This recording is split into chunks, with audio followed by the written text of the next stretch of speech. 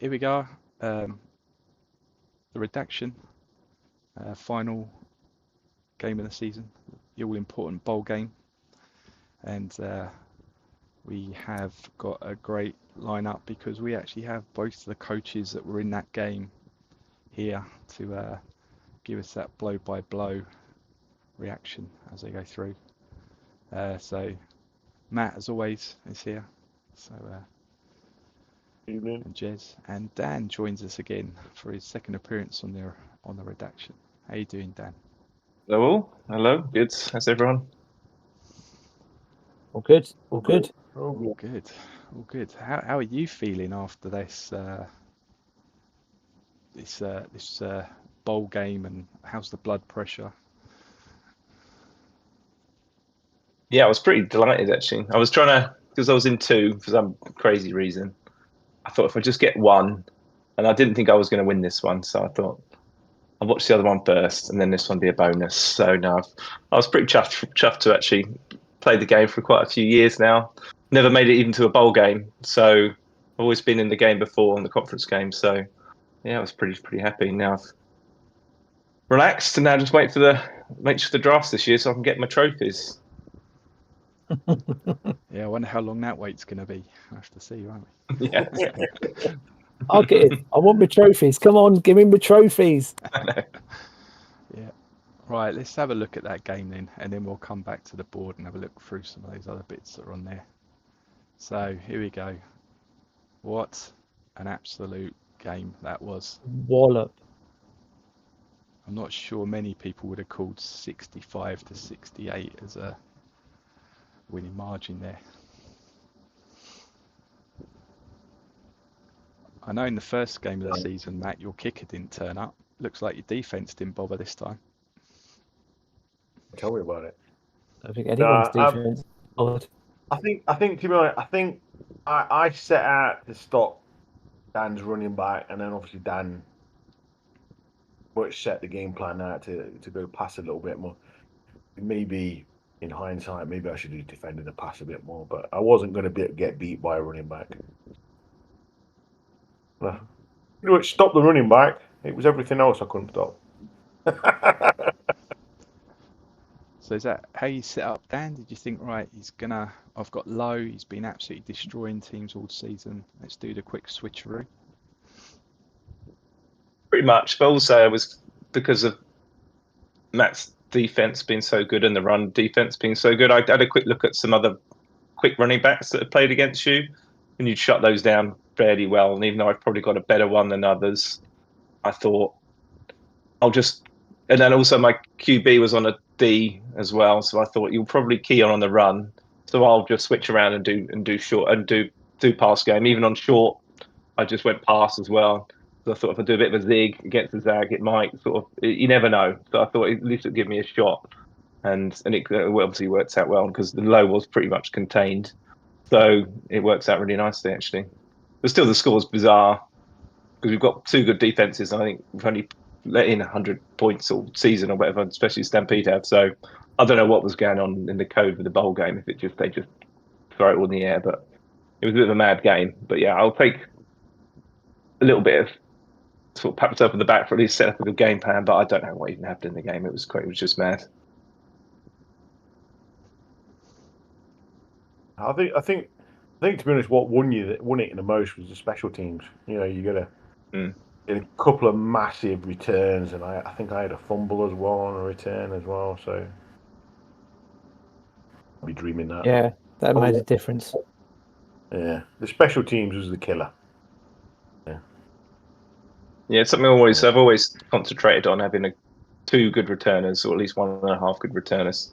And I made sure I got one before this year because I always know how much a difference that can make. You never know. And yeah, that one touchdown. I even used my special play. I don't know if anyone noticed it. Yeah, I did. My special play with 10 seconds left of the half. Just that was completely pointless. But it was, you never know. Actually, in my other game, it worked quite well. I had quite a good return on it. I used both my special plays. But so one of these big, but obviously that one big return for a touchdown at the start of the second half, I think that really, that really helped. Yeah, that returner killed us. Yeah. I mean, I've got two good returners myself, but they were both a bit dinged. But I just wasn't getting any breakaways. Not on the special teams. Watson used his peripheral vision about 500 times, but yeah. Oh God, yeah, how many times that came up? Do you put your starters on special teams, or do you keep in the ones you've had all season? I did put a couple of starters on special teams, but I didn't go mad on it because I've been more reticent to use them now because I'm always worried about the tiredness factor kicking in. Notice that makes such a difference. Even though I'm coaching, fitness, I've coached it during the season. So, And also, so isn't there maybe multipliers to keeping the same special teams players in the team throughout the season? The more they play, isn't there multipliers that they get added points towards the end of the season as well? There is. Yeah, I never worked out how much it really works, but I've always tried to keep the same unit. And I put a couple of starters. I put one or two starters just because I had one on each unit that was a bit low, but just stuck a guard in because I wasn't going to run it that much. And then another player I had stuck in. But yeah, I always try to keep the same ones in because if the same unit play 13 games, that's quite a good multiplier, I think.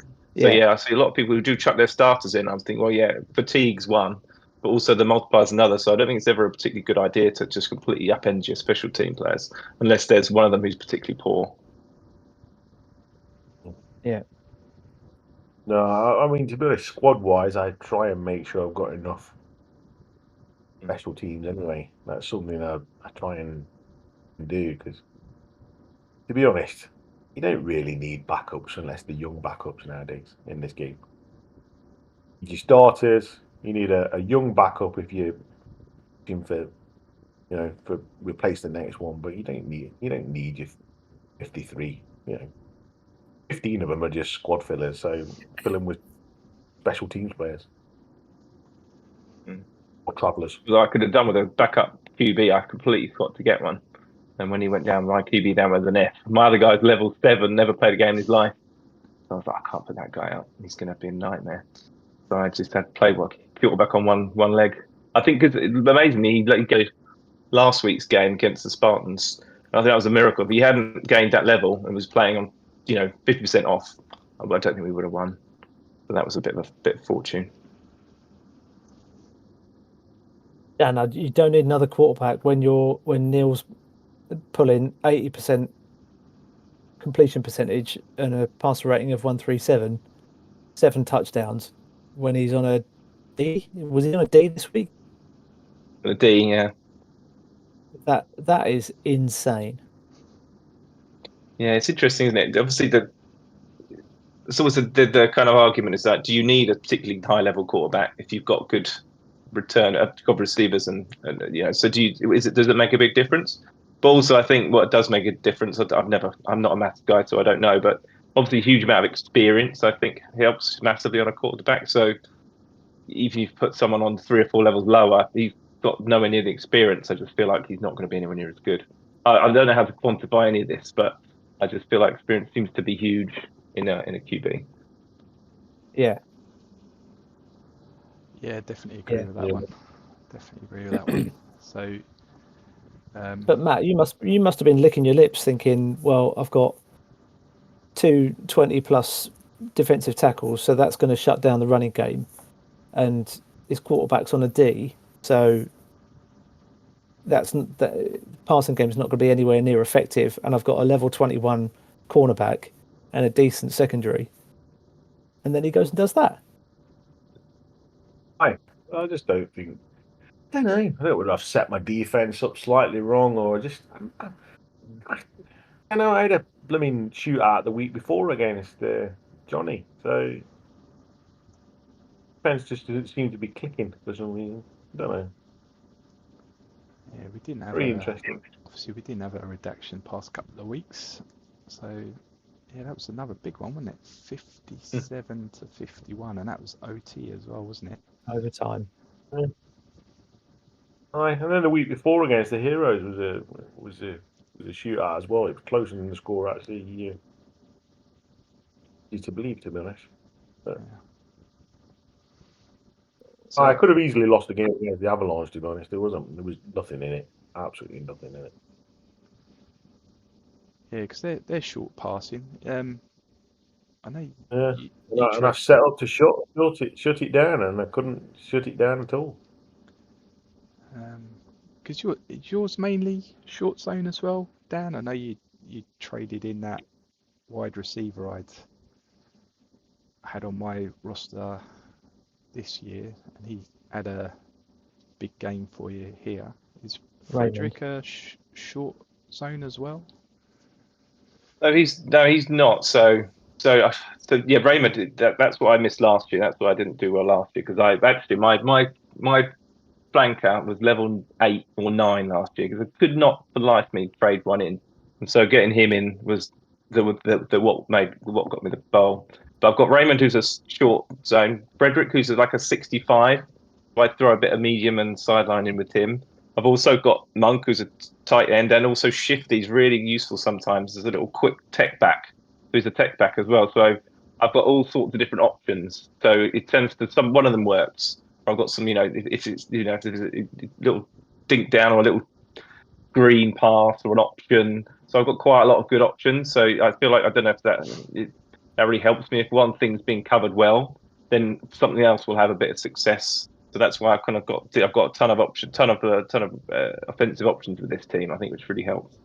Yeah, I mean, you've got that seven passing TDs. That's over 4 players there, isn't it? So that kind of demonstrates that flexibility you got. And then you got Wasson with his 7 and still not quite getting on the winning side of things. So.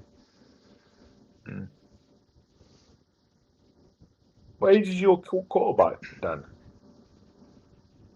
My corner? What age is your quarterback? Sorry, what age is your quarterback? Is he age 4? Is he 5. It's a 5 here. 5. Yeah. Yeah, So, 5. And he's got veteran. He's got good experience. He's almost on. Yeah. So makes a bit. Because I'm playing almost. Because I was playing almost he's age 1, but he didn't play last season apart from 1 game. So I don't know whether that makes a difference. I think he's got that leader in playoffs, though, hasn't he? Which is a massive one. Is that right? He's got leader. He's got that leader 3, so he's got it all the way through the 3. season. So, yeah, nice. I'll be gutted if there's not another season, because I think this quarterback could be extremely special. Actually, but we'll see. He's at the right level already. So. That still sends the shivers down my spine when you talk about quarterbacks being fantastic. Hey, don't worry, I've got a running back coming as well. I've got a running back coming as well. Yeah, I know. I traded you that fella as well, didn't I? Did. I kept the ones that didn't want to pop, and I traded out all the ones that did pop. So. You did trade me a good one, yeah. Damn. Right. Okay. Anything else we want to cover off on here? I mean, congrats to Dan. Just the special teams, I think, was the difference basically in the entire game. It was a couple of long returns, mate. It was just the factor won it in the end. Yeah, thanks, Matt. Yeah, it was just one of those games. It could have gone completely any way. Another minute, 2 minutes, it could have been completely different. So yeah, just luck on the day. But yeah, thanks. It was a good game. Right. Watching the play-by-play, it was interesting to see how many times the 2-point conversion was attempted, and in some cases it was made, and in others it was lost. And even little things like that end up, affecting a game that's this close. I know you don't think when you're doing it in the second quarter and stuff that it's going to be game defining, but it probably ended up being game defining. You know what? If there was an option to 2-point conversion, I'd take a 2-point conversion every time. If you've got a decent running back, you should make the 2-point conversion nearly every time on average. The option there, I'd have that ticked to just never kick extra points.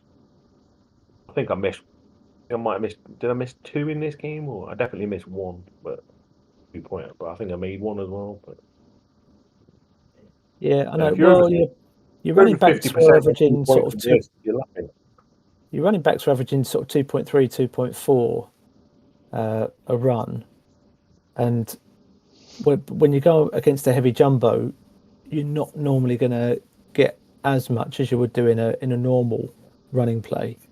So I don't know about that. You can probably expect to get 1.5 from a heavy jumbo, and if you're trying to get 2, you're not going to make that. So It's one of the weird things. I think you'll see it a lot more, actually. I mean, you've started to see it in the NFL a lot more, as well as a lot of teams just go for 2. Sometimes they just go for 2-pointers. They just assume that they can convert 50%. And I think with this game as well, you can. If you've got a good running back, you can assume you're going to convert more than 50%. Because I just run the pitch. That's all I do. Yeah, I don't know. Is there a stat in this game for 2-point conversion rates? I don't know if there is. I don't think I've ever seen one. I haven't seen it, no. Because it'd be interesting. It would be interesting because Not in obviously the summary. you're kind of hoping, like you say, Matt, anything above 50%, you're on a winner, right? If it is under So 1 in 50%. 2. Yeah. Okay. No, good spot, Jez. But yeah, there does look like there was quite a few. Do you know how many you missed or tried, Dan, and didn't succeed? I think I saw about 3. No, I got 1. I can see I got 1. I definitely missed 1 because I was like, as soon as the first one, I took the first one, I was like, I didn't even think I had that option on. So I was like, oh God, I hope that doesn't bite me. But I think I've definitely missed 1, maybe 2, and got 1. So maybe 50% or 33%. Yeah, because I think even with a decent running back on a 2-point conversion, you're probably thinking on the basis of Matt having those big DTs, and I think his OBs are pretty okay as well, that you're probably still struggling to get that. So I've actually got against 1 another dodgy. team, it's worth a try, maybe. I've actually got 1 dodgy OB. I've been playing with a level 12 all year. That's not dodgy. That's my best OB. yeah, right. That's a dodgy one.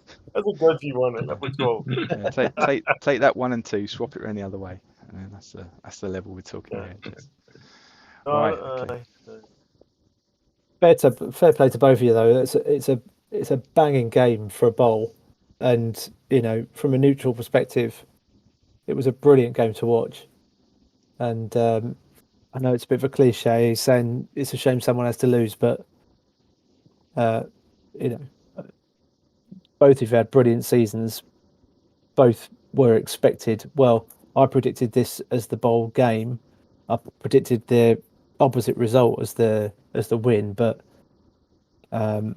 it was superb. So I think both of you deserve a lot of credit for putting this up. Yep. Yeah, definitely great stuff. I'm sure there'll be plenty of people who don't agree that Matt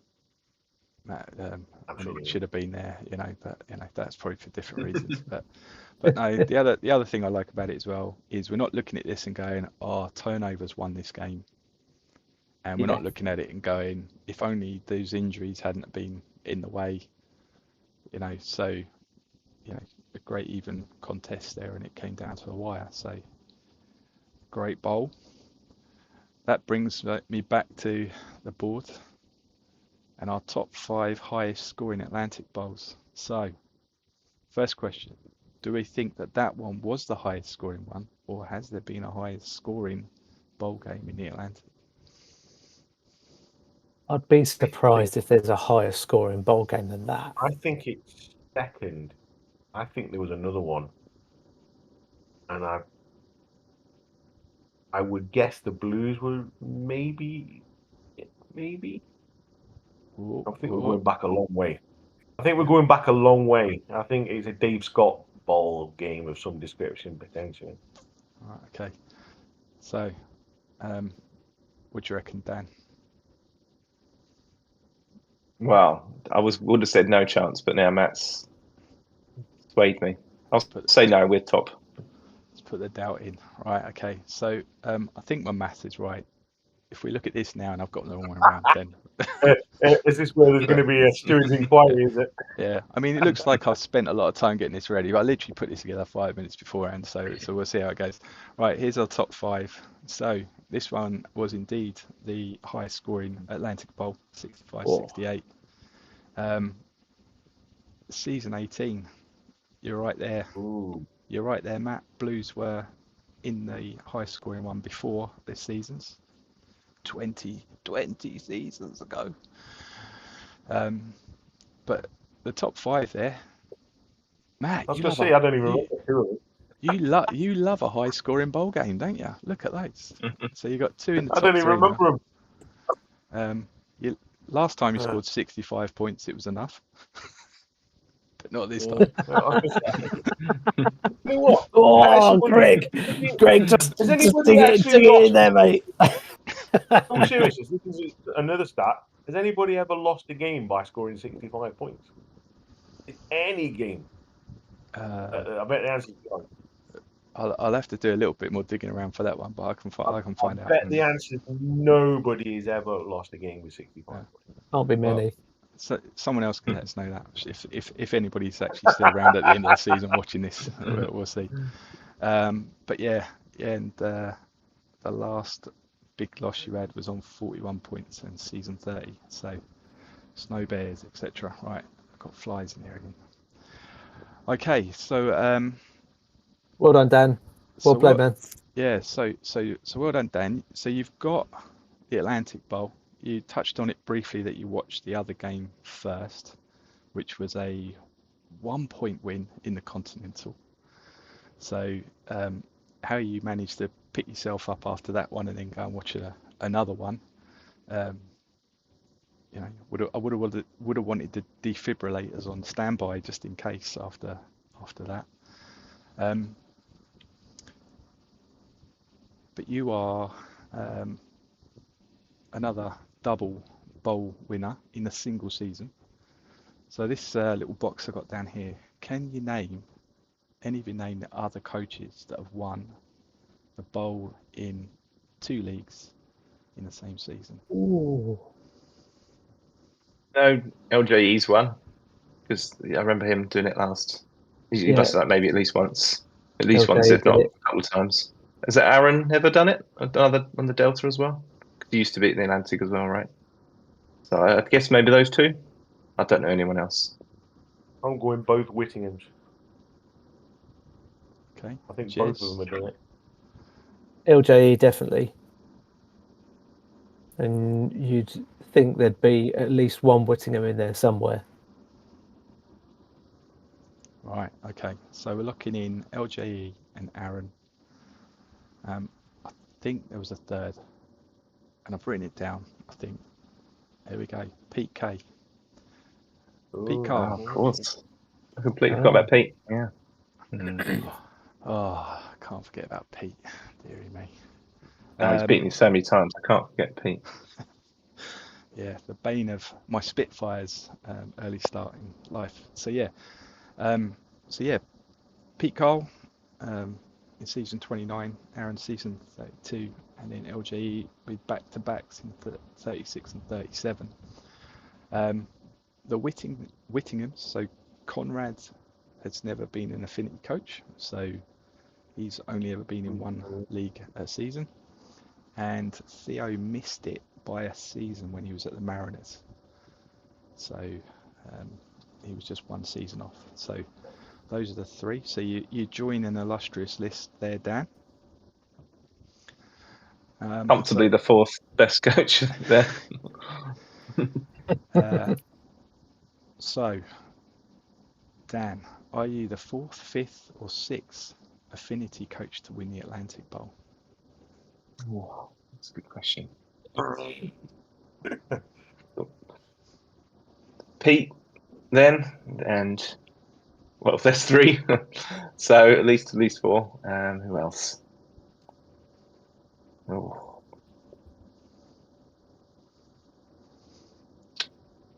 I'd say I'm going to go 5th. I'm sure there's another one, but on the other side. got any advance on a 4th, 5th, or 6th, Jez? All right, I'm thinking. I'm Yeah. gonna have to put some lift lobby music over the top of this, I think. Oh, okay. Yeah, definitely. Aaron, definitely. Lee, definitely. Who But else? oh no, it was the Bombers. Maybe. Was he a Rich Klein? caretaker? No, he wasn't an affinity coach. Wasn't Affinity, no. I'm going Dan's the third. Okay, I hadn't even put third on there, but we'll take that as an answer. You might be wrong, but It wasn't even an option. 4th, 5th, or 6th. I'll go second.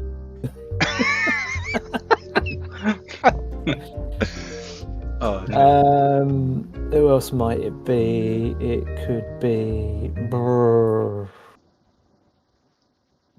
gonna have to lock one in. No. Dave Scott? I don't know. You got 1 in 3 chance. 4th, 5th, or 6th? Oh, I've got another one. 6th. 6th. Okay. There's another. Don't forget Dino when he won at the. Did he win with the Rapiers? He did. And he's Yeah. in the Continental. So there's another one. So there we go. So you are indeed the 6th affinity coach to win it. Right. So with that in mind, all these affinity coaches must be in the lobby to the GFL. Who is the last coach to win the bowl and still be playing in the league? Oh. No one go checking the honours board for this one. I know this is. I know this one. I'll let him go first.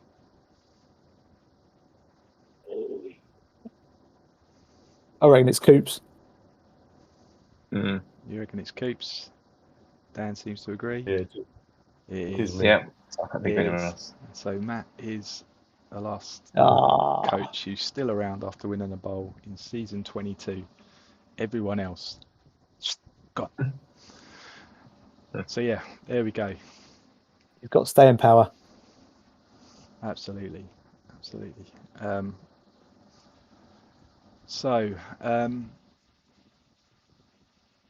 Another couple of boxes here which aren't really sort of related to the Atlantic Bowl. So before we get onto a few other bits, so we had That top box. We're not about to offend the big sky now, are we? Because you know what happens when that kicks in. Well, I thought we'd finish on a redaction high, right, and see if we can get cancelled in the last season. But yeah, boring. So the question here is,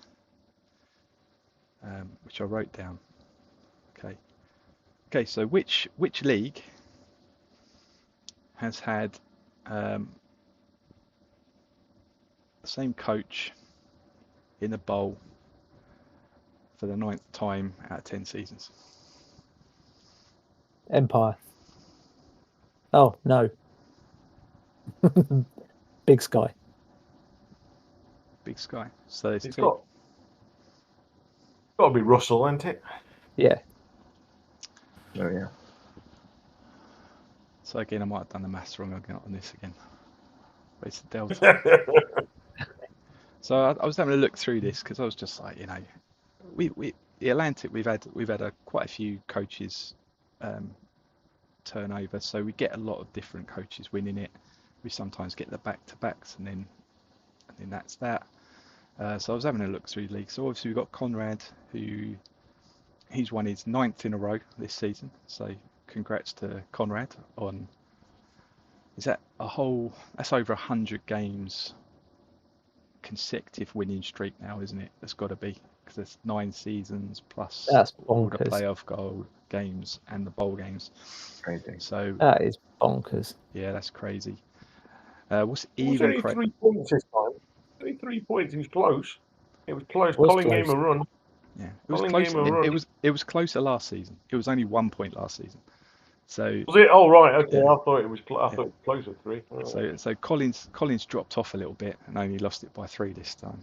But he came closer last season.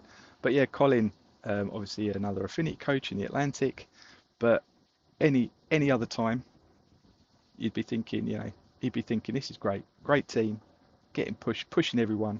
But no, that's his 4th on the bounce of managing to lose to Conrad. So commiserations to Colin, but I'm sure it's pushing the level that he's trying to coach at as well. So yeah. And the other one was the Frome Katanas. I'm pretty much sure I counted that they've been there 9 times in the past 10 seasons, and this season Aaron was back there.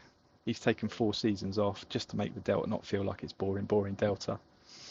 And now it's back to the is it Lone Stars? Are they Lone Stars? I can't remember if it's Lone Stars. The La Jolla, or however you pronounce it. So Yes,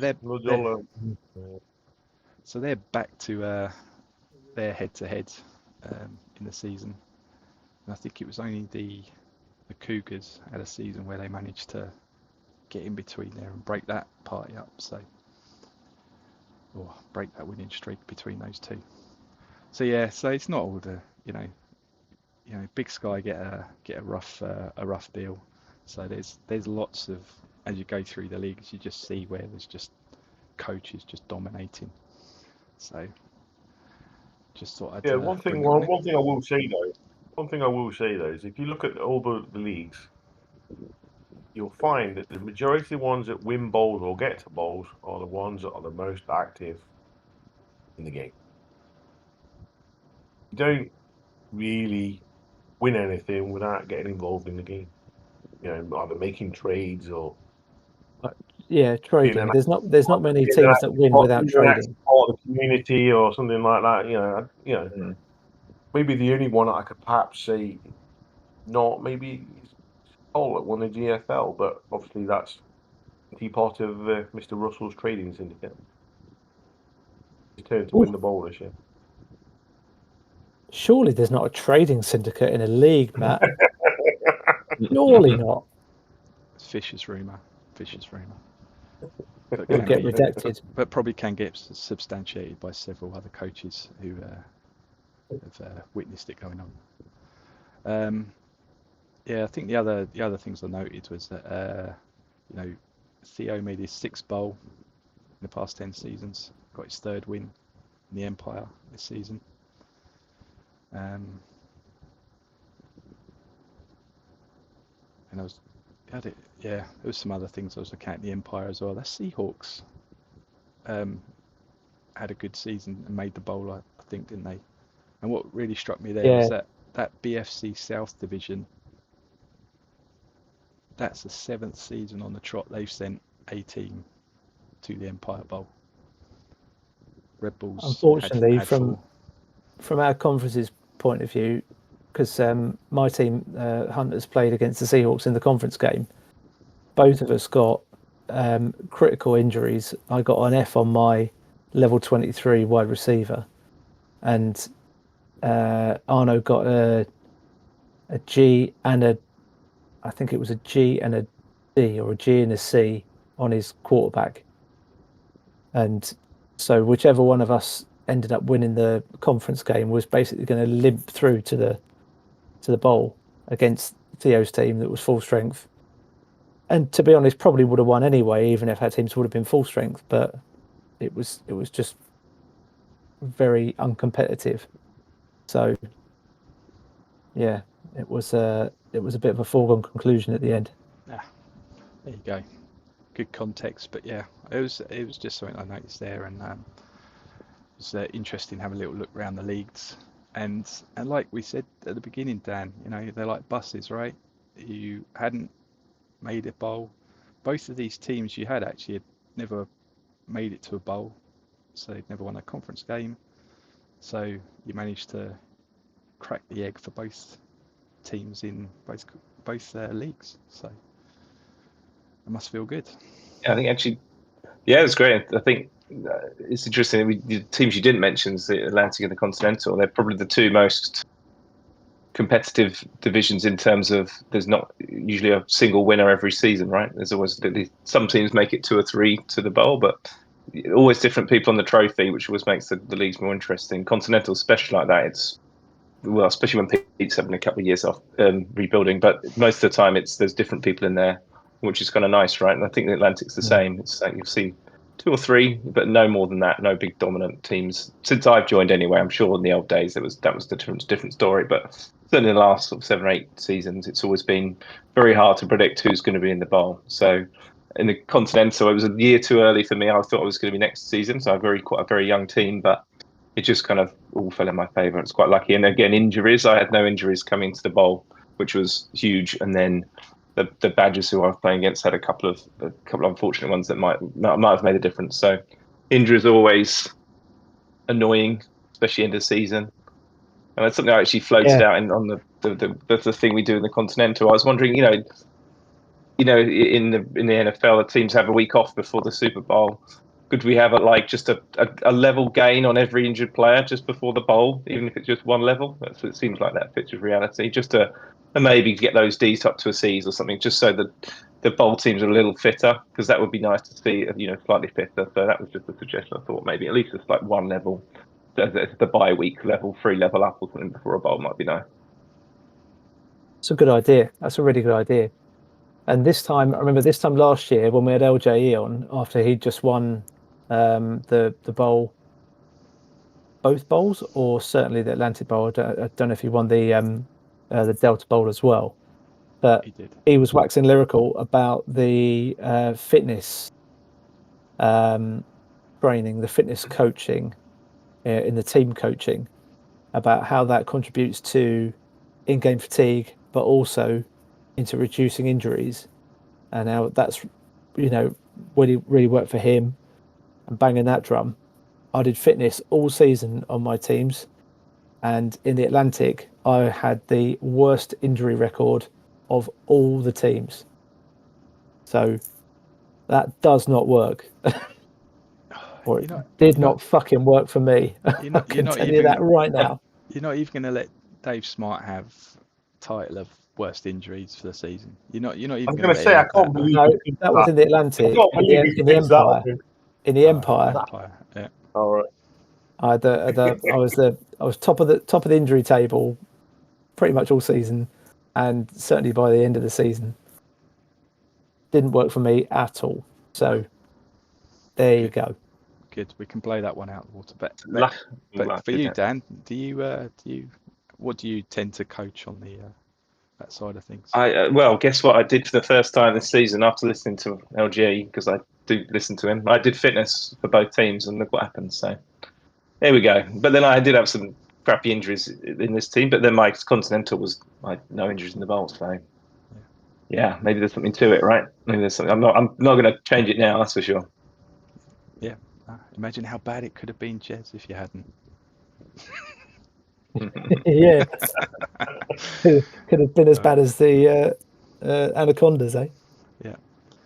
All right. So my last little trivia question on here. So we gave Rich Jackson a little bit of a hard time during the season because he kept winning with those rapiers of the caretaker manager.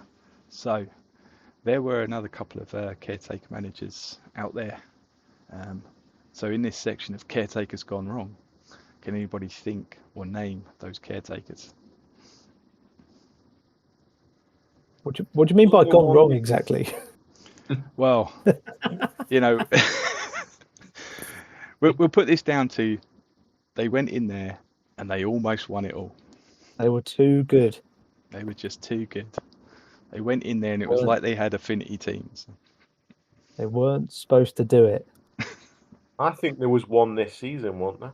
Another one in another league. So both of these are from this season. Both of these are from this season. Jeff Brown, I know, won his division, didn't he? Jeff won the conference. Well, no, he won his division. He lost in the conference game. Okay, and that's one. That's one I'd actually noticed. Yeah, in the Empire. I think the Royals in the Continental. I think they made the playoffs as well, and they were caretaker. But the Royals were so good, the caretaker would have had to just deliberately mess it up, and to not let them in the playoffs. Yep. So that's the two. So we had Alex Thompson, the Royals in the Continental. So he made it to the divisional game, and Jeff made it to the conference game, So he was just one away from being a caretaker in the bowl. So yeah. So Rich, all was forgiven. You did a fantastic job only getting them to the wild cards. Well done.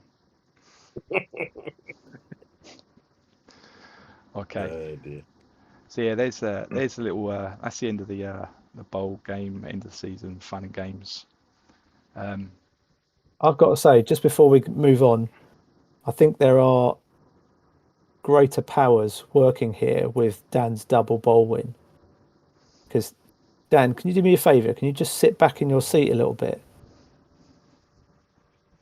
and shuffle down a touch? No, sit back and just shuffle down. Shuffle down. Just slide down a little bit. Yeah, I'm getting Emperor Palpatine vibes here. Oh yes. New Dark Lord. There are powers going on here. Yeah. I wondered where you were going with that, Jez, but then as you made him do that, me too. It's the shape of his chair. It's the shape of his chair. It gives him his Emperor Palpatine. Well, that's the thing. That didn't jump into my head first. Have you ever seen Spaceballs? He looked like Dark Helmet. Dark Helmet.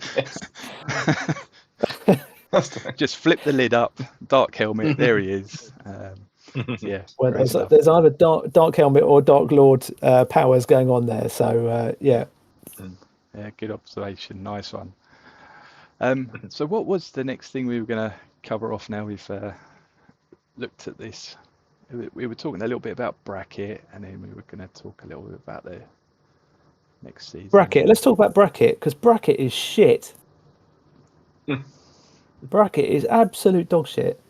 I played in the Empire. I played bracket against the one good wide receiver that the opposition team had, and he put up 450 yards. He put up the most amount of yards that he has done all season. And my secondary isn't bad. It is rubbish. And I remember playing bracket a few times beforehand and thinking, man, that is dog shit. I just got carved up. So I understood. Someone told me this once anyway, that your bracketing receiver, the nickelback, wherever you play, has to be really, really high level for it to work. And when they are high level, then it works. If they're not, it's counterintuitive and they'll get more yards on you. But someone who knows what they're talking about told me that. So I've never used it because I've never had a nickelback sort of level 20 where I could stick him in. What was your level on your guy? Who the hell has a level 20 nickelback? Oh, Jesus. There's teams out there that do. Jesus. If it's a safety, Jez, could be. Well, yeah, no, definitely wasn't level 20. So that would make a lot of sense. If that's true, that would make a lot of sense. If I actually weaken then it goes back to. But then why would you weaken your defense by double teaming a player? Or why would you weaken the defense on the player that you're marking by double teaming him, even if the level of the player isn't that high? Because surely they would still, you've still got two players on them. You've got a cumulative amount of levels marking them because you're taking those levels away from another area of the pitch. That doesn't. Yeah, I agree. That doesn't seem right to me. This goes back to the current big topic of deep zone being too overpowered and getting one monster receiver who can take over. So if you did have a bracket and it was a little bit more achievable, then that seems like a natural, already built thing to counter it. But I think the levels or whatever the maths are don't work right. If you put level 16 and two level 16 players on a level 20 receiver, I'd expect him to do a pretty decent job on slowing him down, but that doesn't work like that. So yeah, that would make a lot of sense if it was going to change a bit of code. That would make a lot of sense, right? Just so okay, I know a player's got a big, massive wide receiver, but I do have a mechanism that I can stop him with. Like you say, it will leave other poles available. So then, if you've got a big receiver, you need to have something else, all that kind of stuff. So I think that would make a lot of sense. But yeah, certainly what I've been told, you need to have a super high level one for it to work. But then that can really shut it down. But who's investing in a level 20 nickelback, like you say? Yeah. I don't know. I've had a level 22 cornerback, and he can't stop anything in man or in bracket. So what difference does it make? Bloody champagne. It's frustrating. Corners can be really frustrating, can't they? Yeah. Yeah, they can be. They really high level, good QST ones. They don't get the stats or anything to kind of back up how good they are from what I've experienced over my time here. But sometimes you just have to put your trust in the process that actually, again, it's that kind of, if you hadn't have trained fatigue, how bad would the injuries have been without? Again, it's that sort of thing as well. But yeah, I've heard the same. It's just monster level on a nickelback. It's going to help you. Coaches that have run like the 4-2 defense as their go-to in the past have been the ones who, because in effect that player is like your monster IB, MLB, your monster DT. That's the star player on that defense. So, I'm definitely not the person to be talking about it in depth. I tried to run it once when I was in the GFL. But again, playing against short zone teams, it didn't quite work the way I needed it to for those sort of teams. But someone like the likes of Aaron has definitely run that many a time on his defenses, and Todd as well. He's definitely a person worth reaching out to get some detail on that, because again, he's done that before. But yeah, there's definitely been a few high level nickelbacks on the basis that is their stud for that defense, and with a four-man line on a 4-2 CB, two half decent DTs, OBs, and then your CBs there where you're putting all the levels into it. I can't remember if they changed the bracket a little bit, like 5 or 6 seasons back as well. So again, I think bracket used to be better than it was. I have a feeling that some of it did get a little bit keyed down, but again, that might have been in a different way, and maybe some of that deep zone stuff that we're seeing now may be a result of some of those changes. I can't remember if it was the bracket or whether it was the CB Blitz, one of those things that seemed to get keyed down. Crazy though, isn't it? I mean, even just corners on their own, like Matt's saying, a level 22 corner with decent QSTs, you'd expect him to pretty much shut down that side of the pitch. Not completely, obviously, but you'd obviously expect him to significantly reduce the yardage gains on that side of the pitch. But this game showed that just, that's non-existent. Or is it a case that he doesn't work against short zone? He'll only work against deep zone. Well, he's going to be better against deep zone if he's a quick corner. He didn't do very well against Minty either, so Yeah. I mean, it's put it like this. Let's put it like this: he might be up for trade if we have another season. Yeah. And again, I think it depends which other backfield player you're putting into like a man stance or a man under stance, and whether that that obviously gives you penalties. So you go from your 4-man backfield to 3. So again, it's for everything you try to give you some advantage, there's always the downside of that as well. So again, without looking at specifics, it's probably hard to work out if there are other areas that doing it slightly different, running that bracket slightly different, how often it's running, what plays, what sets it's running in, that sort of thing. But yeah, I agree, bracket shit. It doesn't seem to be working. Yeah. I mean, it is one of those. Is it brackets that shit, or is it just the fact that deep zone or part of the passing game just seems a little bit stronger than the running game does now? It would, from what Dan's saying, that makes a lot of sense in that it seemed in the game that I'm referencing that I weakened my own defence and gave them more yardage in doing what I did.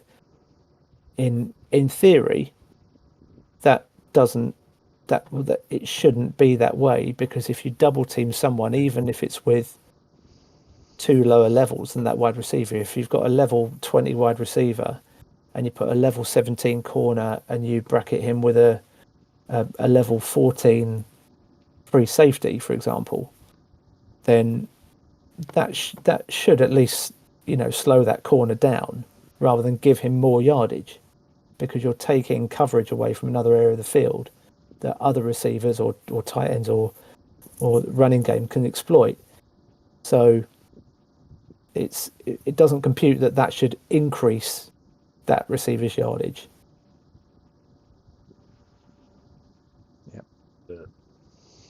No, I agree. Well, we'll have to pick out some specifics and maybe bring some people who know what they're talking about to run us through. Oh yeah. Right, that was a bit serious. I'm not used to this, trying to think about the rule book, especially as I haven't really looked at it for 4 seasons, because I've worked out how to go 0-10 quite successfully now. There's a rule book? Allegedly.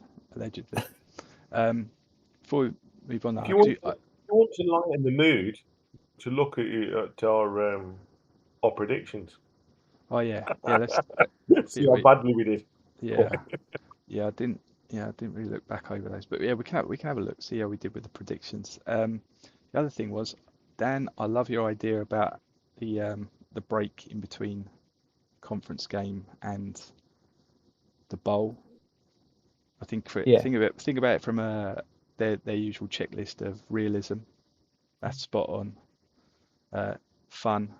Yes, we want less injuries to impact bowl games. And is it easy to code?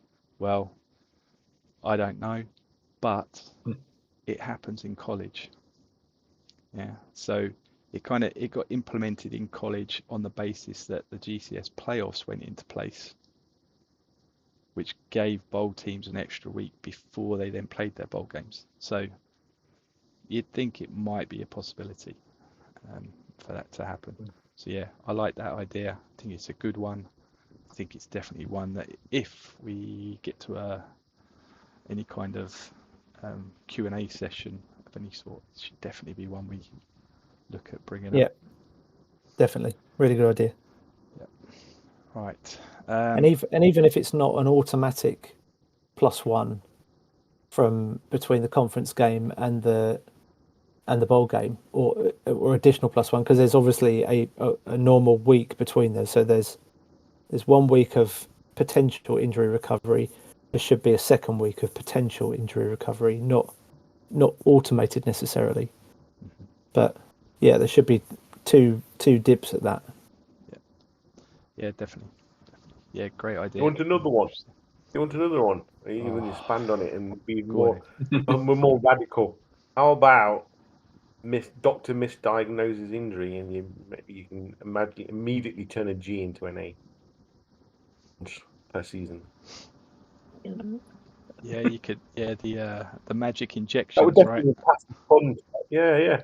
But that could go the other way as well, Matt. Magic sponge. Doctor could misdiagnose. It could miss an injury and think they're not injured, and they'll end up with an F. Well, there is that as well. Yeah, give you the magic injection, which means that you go from a G to an A for the bowl game, but it means that your player can't start next season at all. You know what? Yeah, that would make. Yeah, that makes sense. Yeah, they'd literally be on injured reserve for the season on the basis that you blew their knee up just for 1 game. 8,000 mgs of cortisone into them. Yeah. Well, if you think about it, you can't use that player for a season. You can't coach him either. So therefore, you're losing they're going to get double aging. So by the time they come back off of IR for a season imposed because of a cortisone injection or whatever it may be, they might be completely foobarred by that point. So high price to pay for a high reward, right? Add a third level to that. You can't trade them either. Oh yeah. Oh Oh, boo, boo, yeah. Yeah. boo. Because otherwise, you just play them, and if you knew they were done for you, you'd trade them out, wouldn't you? Yeah. No, would I do such a thing? It's one season on injured reserve and it's automatic FA. Right. Dear. Okay. So yeah. Predictions. Let's have a look at the predictions then. Did we look at how we did on the divisions? I think we did, didn't we? No, I don't think we ever did we? Unless you did it with Clay.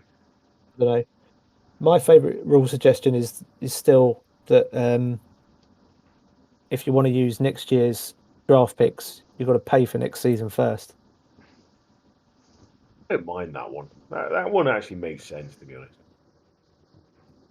Except for this season, because we don't know if it's happening. As long as I could put 10 seasons worth of draft picks into one go. That'd be fine. Oh yeah, can you imagine what that'd do to the market? Okay, predictions then. Maybe we didn't run through this. Maybe I got it ready and then I think I had it ready for that week that we were going to do that I had to cancel. So here we go. This is how it looked. Oh, I'm liking the stars. I'm liking the stars. That looks good for me. Yep. So out of all of those, I think myself and Jez, our wild card switches just didn't pay off at all. I think. Yeah. So yeah, Matt, you got 10 right. Jez got 9, and I managed to get an 8 right on that one.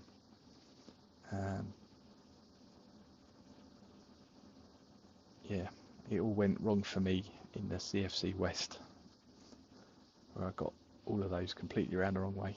So, well, if you will, back against us.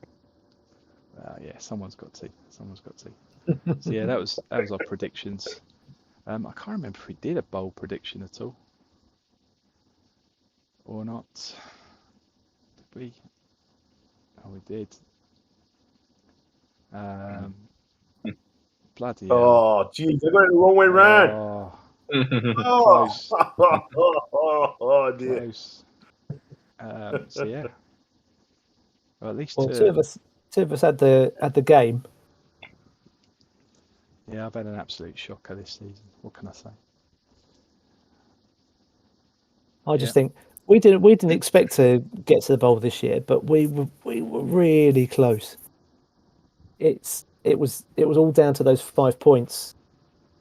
Yeah. Difference.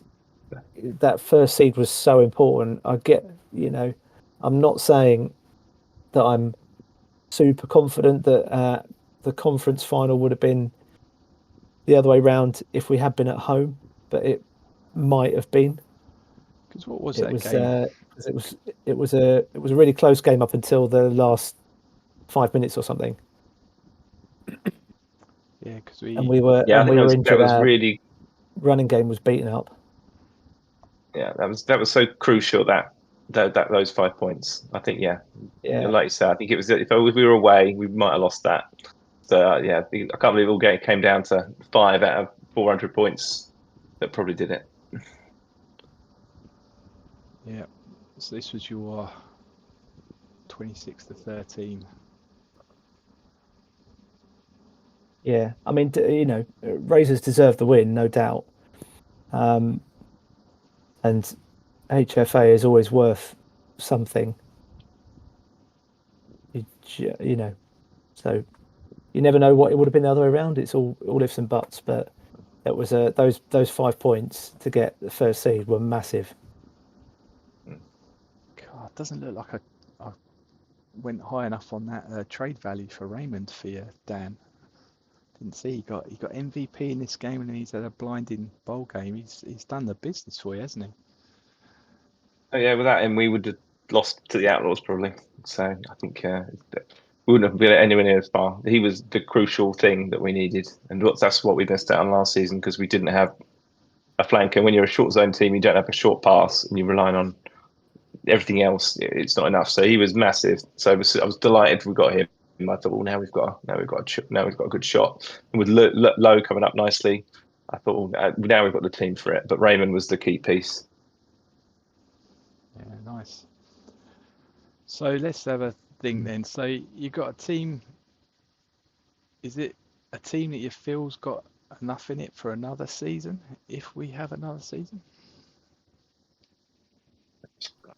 Yeah, I think we've got enough. But we have a shocking coaching, 24 pops, which is absolutely, not great. So that's really got us a little bit. But we've got, I don't know if I've never looked at MSAR if it's anywhere near accurate. But at least we've got some A to C's on most of our decent offensive players. So as long as we don't get stuffed in aging too much, I think we've got another shot this year, next year, whatever that might be. So I think we can have another go. I'm not sure we won't be as strong. This is probably our peak, but I think we'll have enough to have a good go. Roster's a decent age, though, isn't it, Dan? Yeah, it's not bad. Yeah.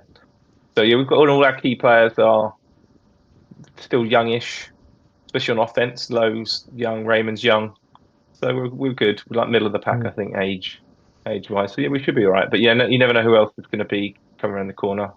I'm going to have a couple of very big holes, but if I can solve those in the off season, then I might be all right. But I think there's some glaring holes that I need to try and sort out. So I might have to mortgage my future for another year to try and get those sorted out. We've all got holes, mate. Yeah. Even Matt. Matt won't admit it, but he's got holes. You got holes, haven't you, Matt? I've got one or two potentially. I don't know. I don't know. To be honest, when I made all them trades, I assumed that I'd got a 2-season window to do something. So I'm pretty much be going for the bowl again next year, or aiming to get to the bowl again next year.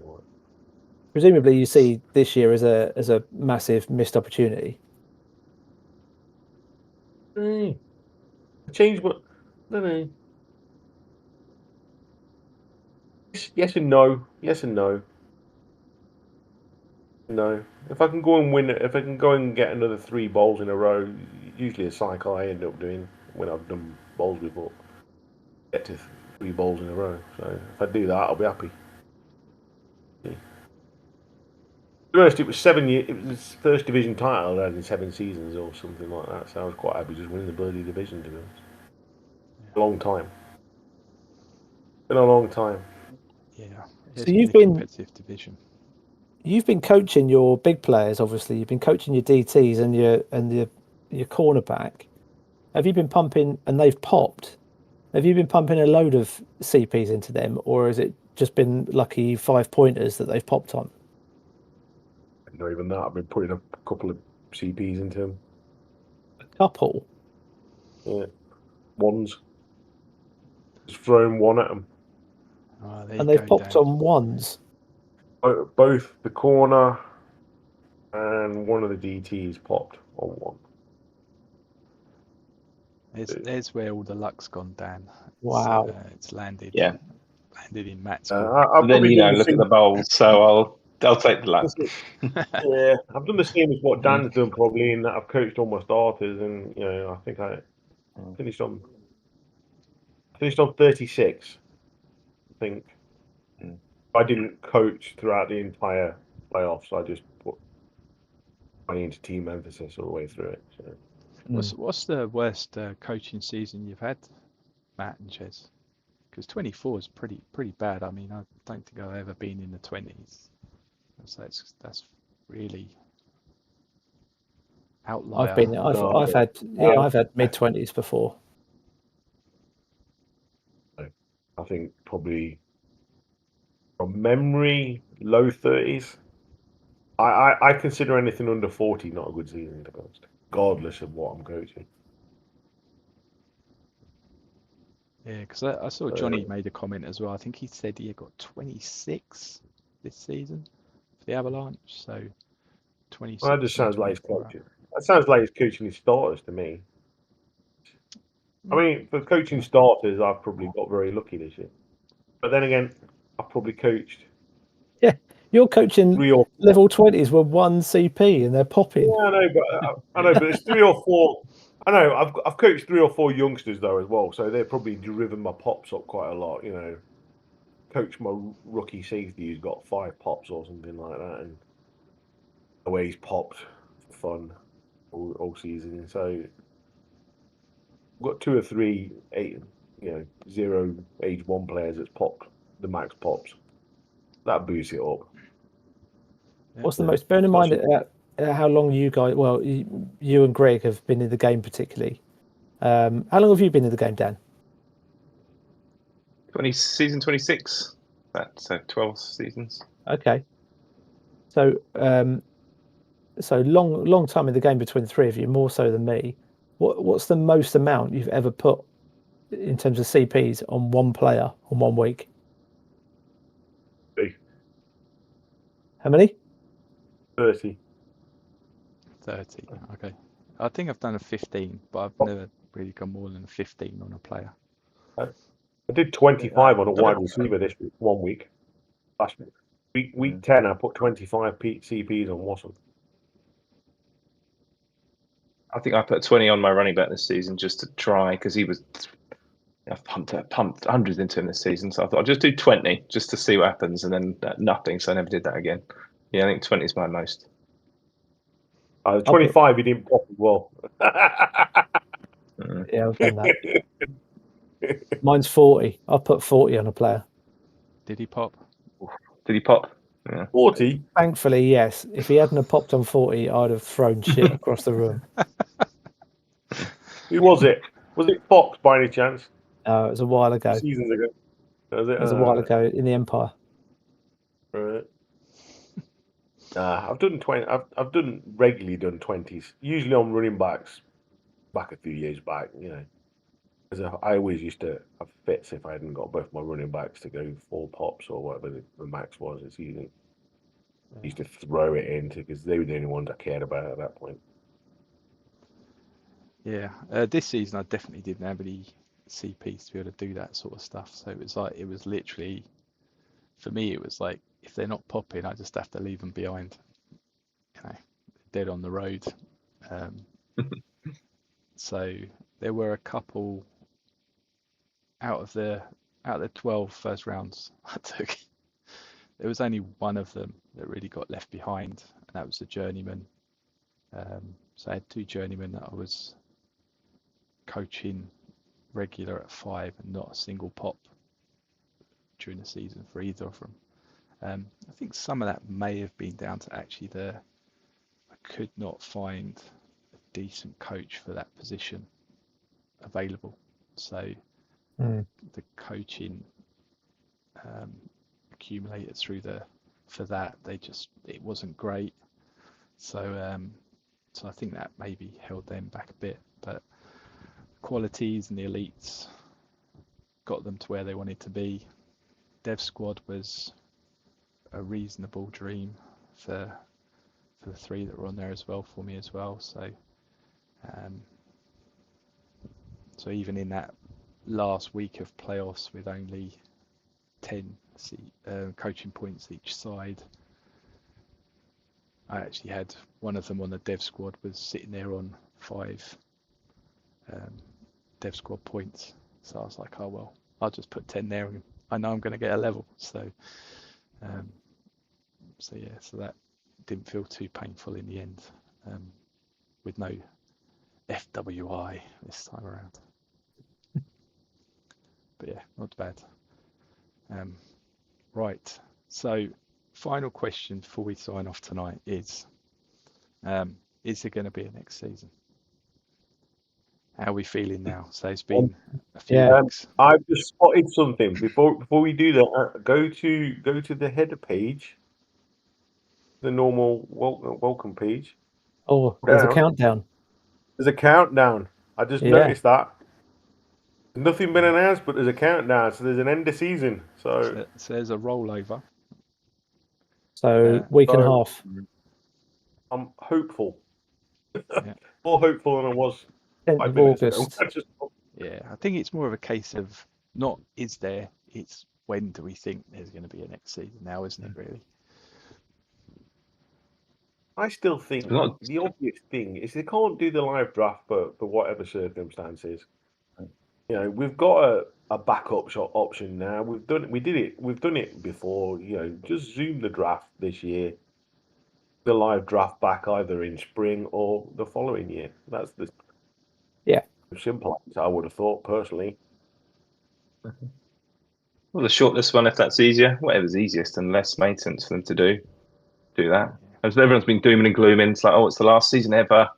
It's like, well, it's not what they said. It's just going to be longer than some usual break. So I'm hopeful it'll just be extra couple of months and we can catch up a little bit with a short break next season or something.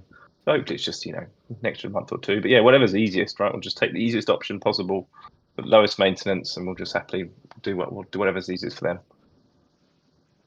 July, August is usually a season where, point of the game where we're not doing anything anyway. The trade window's open for 60 odd days and nothing happens in August anyway. So I don't think it's a particularly big issue. As long as you've got 2 weeks before the draft starts to do some trading, I don't see a big issue, to be honest. Yeah. I think the bigger issue, personally, I think the biggest issue will be is the number of coaches that might lose focus / interest.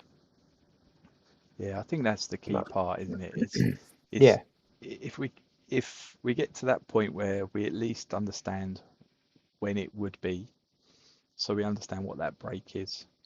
I don't even think it's the how we do the draft that's the key part here. It's when is it, so that people can start to make that decision about, I'm sure there's 80% of the coaches here in all of the leagues will just be like, I'll hang on because I love this game so much. I'm not going anywhere. Now I know how long it is. I just know how long I've got for a trade window or whatever it may be, or when I'm coming back, right? Because as soon as people have that information, then you can open up the subs again. People can make an informed decision about payment to stick around, knowing full well that they're going to stick around for longer to maybe cash in that sub for the next season. But at least they can make that decision on the information, right? So I think that's what would be good part. is if for example, and I'm just purely speculating on a timeline here because I don't know anything at all about the Rich's real life issues that they're dealing with, and obviously we all wish them the best and fully support them.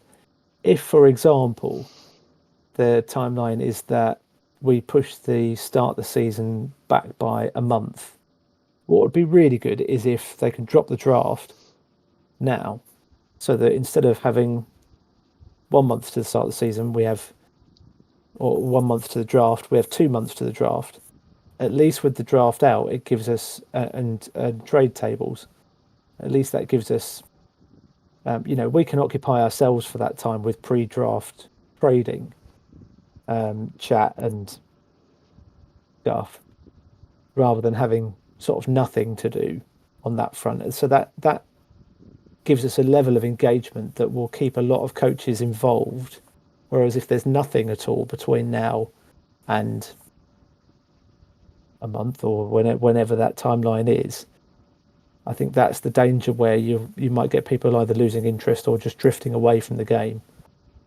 And we don't want that. We want to retain the community that we've got because that's the big part of it. Yeah. Yeah. Yeah, totally. Yeah. Yeah, so hopefully we find out, like you say, Matt, I hadn't noticed that at the end of the season rollovers there. Maybe some news comes with that or slightly before it, so we can work out what the subs look like. I can't remember if do they normally close the subs before the season rollover? I can't remember in the past. Yes, they do. Yeah. Maybe that's the sub rollover coming at that point. I don't know. Yeah, maybe. Okay, well, watch this space then. Maybe, Yeah, maybe we're all getting 14.95 or whatever it is, the rollover. You know, we all get early things, but I don't know. Who knows? yeah, I don't know. Yeah, hopefully we're here soon, and then yeah, people can start making that decision about if they are sticking around or not, and then those who, like you say, if it's a 2 months instead of a month, that's still okay, right? So at least people know. But yeah, right. Anything else that you wanted to cover off? No? Okay. Not me or anything else. No. That's it. I think we're done for the season then. So that's season 38 in the bag. Congrats again, Dan, for the double win. Dan, you wanted to caveat that you agreed to come on this before you'd won 2 bowls, didn't you? Yeah, I did want to say that. I didn't want to just wait till I found the result and then I'm suddenly available. Yeah, get me on the show. Back on the motorway Get me on the again. show. I've won 2 bowls. Yeah, I'll be calling around. PTI wouldn't have me. Yeah, because we were talking about getting you on for the conference week, weren't we? And then just no time in my calendar for the past couple of weeks to be able to get this going. So it worked out really nicely to get you here to talk about your bowl win, so that Matt can also relive his pain and suffering. What did I do wrong? But anyway, but thanks both. It's been good to have both of you on here for that game, and I shall see you next season if I don't see you beforehand. We might get something going in between. Let's wait and see what the draft looks like. Let's see what trade boards look like, and then we can see whether we get together and kick off, go and kick the beehive again this off season. I think we started a tradition last year that the bowl winner comes on and absolutely ruins the draft for everybody and tells you what you should be picking. So Dan needs to come on and do that, doesn't he? Yeah. Do you know what? On the basis that on the basis LGA have completely checked out, I might just go and get some random who doesn't know much about the league anyway, and just get them on to come and tell us, what we're all doing wrong. That might work. We're all here. You've got me and Matt as randoms who haven't got a clue what they're doing. So I don't know if you've seen us every week. Indeed. Right. We'll see. Well, we'll see. Hopefully we'll get something going through the post-season, but that's definitely the last one we'll be looking at for some games for season 38.